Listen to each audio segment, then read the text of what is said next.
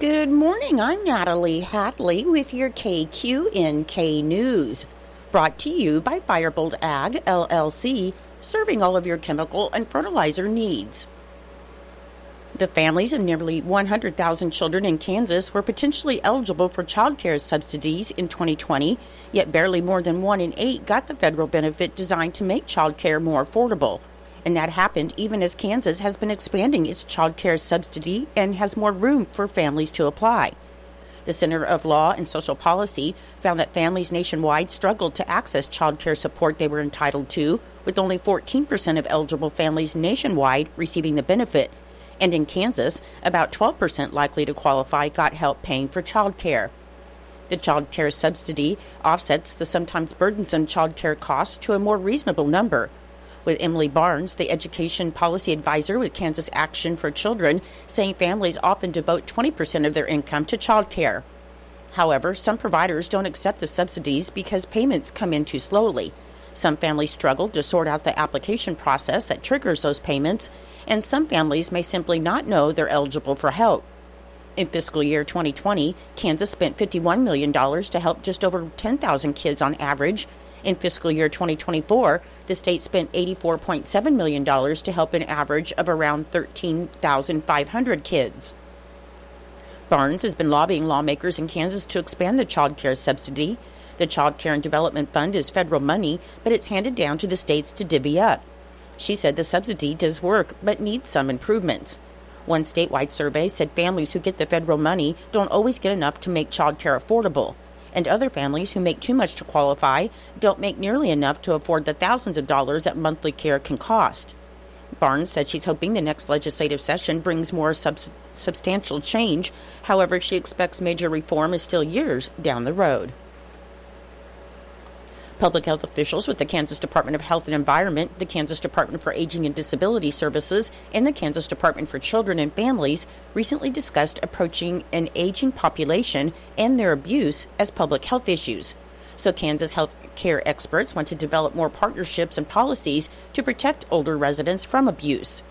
Statewide, the number of elder abuse reports filed under the Department for Children and Families Adult Protective Services for fiscal year 2024, which ended June 30th, was 18,523. The previous year saw a statewide figure of 18,704, and the total for 2022 was 18,674. That figure has climbed over the past decade from a statewide number of 15,722 reports in 2014. Department for Children and Family Deputy Director of Adult Protective Services, Chrissy Kateb, said the framework exists within the public health sector to help investigate and address health hazards like elder abuse and its root causes, and she added that only 1 in 12 cases of elder abuse are reported. Lainey Faulkner, the Kansas Department of Health and Environment's Director of the Bureau of Health Promotion, said community health workers can be good partners for building trust between older Kansans and local healthcare organizations as they work to care for older residents. And Carrie Bruffett, the Kansas Health Institute president and CEO, said Kansas Health Institute staff created the Age-Friendly Kansas Advisory Committee as part of its proactive approach to serving an older population. And Kansas Health Institute officials are currently seeking online applications for the committee with the agency's goal of elevating healthy aging as a core public health issue over the next 2 years. The Kansas State Treasurer's Office says a Kansas resident was the victim of a scam by a government imposter. The office said that the scammer contacted the victim by a phone call and claimed to be a representative of the Kansas State Treasurer's Office. The victim was then told that they had recently won a sizable amount of money from the lottery. The scammer then informed the victim that collecting their lottery winnings would require a payment, and the victim was directed to wire funds and load money onto a gift card. And once payment was received, the scammer indicated the state treasurer would visit his home to present the winnings. State Treasurer Stephen Johnson stated that imposter scams are a rising trend in Kansas, so Kansans should be aware that the state treasurer's office is not involved in the delivery of lottery winnings. To learn more about scams and fraud, you can visit consumerfinance.gov and click on the Consumer Education tab to find the link. In Nebraska news, during his district court arraignment, 50-year-old Gregory Paul of Ord, Nebraska, pled not guilty to 4 felony counts, and they include first-degree sexual assault, abuse of a vulnerable adult, and 2 other charges. after he was accused of sexually assaulting a vulnerable adult. Valley County Judge Karen Noakes scheduled a trial for Paul in January 2025, and his next court date was scheduled for August 20th for depositions. According to the arrest affidavit, Paul is accused of sexually assaulting an Ord woman with substantial mental impairments on multiple occasions. Authorities learned of the alleged assaults on May 17th when prosecutors alleged caretakers took her for an interview with the sexual assault nurse examiner, and she detailed a string of abuses. She told the nurse that Paul had been assaulting her in a variety of manners, and authorities think he had manipulated her over the phone to make the assaults easier. According to the affidavit, police also reported that Paul had been taking the woman to Grand Island to let another man sexually assault her, and she had most recently been assaulted by the man on May 15th. Paul's bond has been set at 10% of $500,000, according to jail records. 2 people were arraigned in Saline County Court on Tuesday on multiple drug and child abuse charges.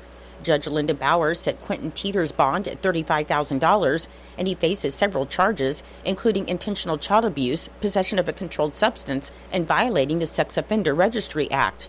Courtney Connolly's bond was set at $10,000, and she's been charged with intentional child abuse, possession of a controlled substance, and 2 lesser drug counts. Teeters and Connolly were arrested July 5th at a home in Wilbur. Deputies with the Saline County Sheriff's Office said they found multiple bags of methamphetamine in the house, and 4 children were living in the house, which authorities said is a well-known hub for selling and doing drugs.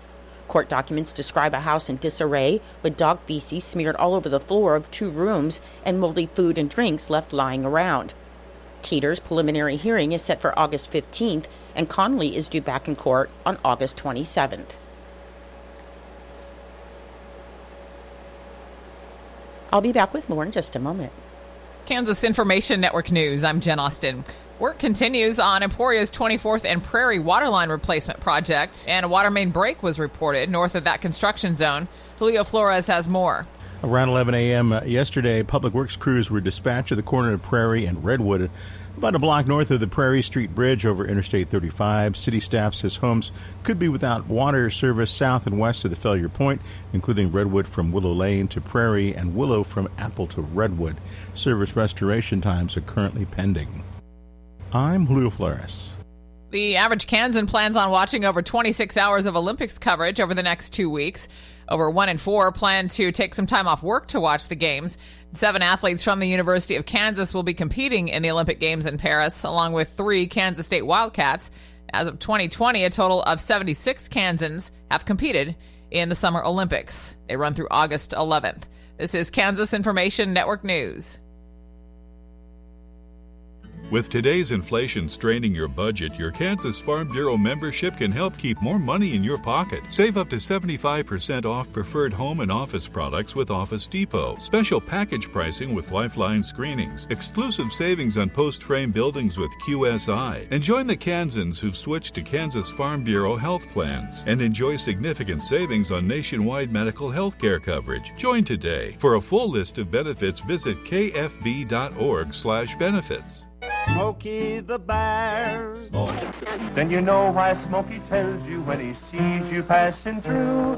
Remember, please be careful, it's the least that you can do. What you decide, don't play with matches, don't play with fire. After 80 years of learning his wildfire prevention tips, Smokey Bear lives within us all. Learn more at SmokeyBear.com. And remember, only you can prevent wildfires. Brought to you by the USDA Forest Service, your state forester, and the Ad Council. Firebolt Ag is a full-service fertilizer and chemical retailer. They customize products for individual farmers' needs, with the primary focus being customer profitability. Let Josh and Jack help you get the most out of your farm ground. They also provide in-house marketing with Ron Wall of Flatwater Solutions. Visit Ron in Phillipsburg or call Josh at 785-854-8484 or Jack at 308-840-2819. Firebolt Ag, your leader in agriculture. The Kansas Wetlands Education Center, or KWEC, invites the public to join its staff for a free family-friendly meteor shower watch party on Friday, August 9th from 8:30 to 10:30 p.m. This annual event celebrates the end of summer as the Earth passes through the dust and debris of the Swift-Tuttle comet, creating a spectacular display of meteors or shooting stars in the night sky. Located northeast of Great Bend on K-156 highway, the KWEC offers an ideal location for comfortable sky watching, and guests are encouraged to bring lawn chairs or blankets to relax on the KWEC lawn while enjoying the celestial show. In addition to meteor watching, the evening will feature s'mores making and eating and several space-themed learning stations inside the KWEC. Activities will include making straw rockets, fizzing meteors, and creating a glow-in-the-dark comet. And planetarium shows will be also offered in the inflatable planetarium. The event will proceed rain or shine, however, clear skies are necessary for optimal meteor shower viewing. For more information, you can visit wetlandcenter.fhsu.edu. The Kansas Treasurer's Office is launching an effort to educate people on common phishing scams, as BanksNeverAskThat.com has been launched with the help of the Office of the State Bank Commissioner, the Kansas Bankers Association, and the American Bankers Association.